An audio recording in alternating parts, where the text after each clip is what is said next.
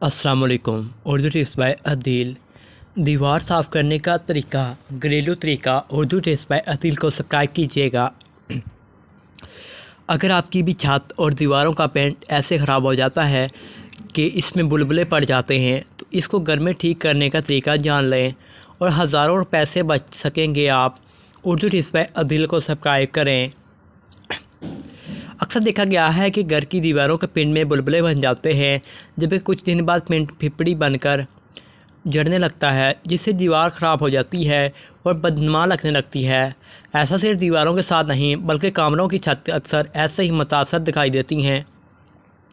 ऐसी दीवारों और छत बुरी लगने के सबब घर आने वाले मेहमानों के सामने शर्मिंदगी का बास बनती हैं।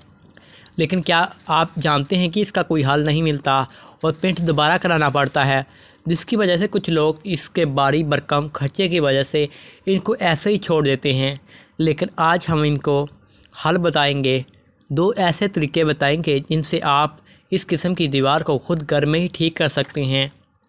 पहला तरीका, जिस दीवार के पेंट में बुलबुले बन जाते हैं उसका ख़राब होने का इंतज़ार ना करें और शुरू में ही बताए गए तरीक़ों पर अमल करिएगा। आन इस्त्री लें और इसको मीडियम पर रखें। दीवार पर जहां बुलबुले बन गए हैं, इसके ऊपर हल्के हाथों से दबा कर आराम से फेरें।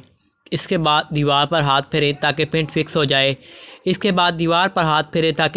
हो जाए। और इसके बाद आपने करना है, दूसरा तरीके को भी नोट कर लीजिएगा। दीवार या छत पर जहां बुलबुले हैं, इसको किसी नुकीली चीज़ की मदद से रगड़ें और रेगमाल की मदद से साफ़ कर लें। फिर इस पर प्लास्टर ऑफ पेरिस बनाकर लगाएं, जो कि आसानी से किसी भी पेंट की दुकान से मुनासिब कीमत में मिल जाएगा। जब ये खुश्क हो जाए तो इस पर ख़ुद पेंट कर लें।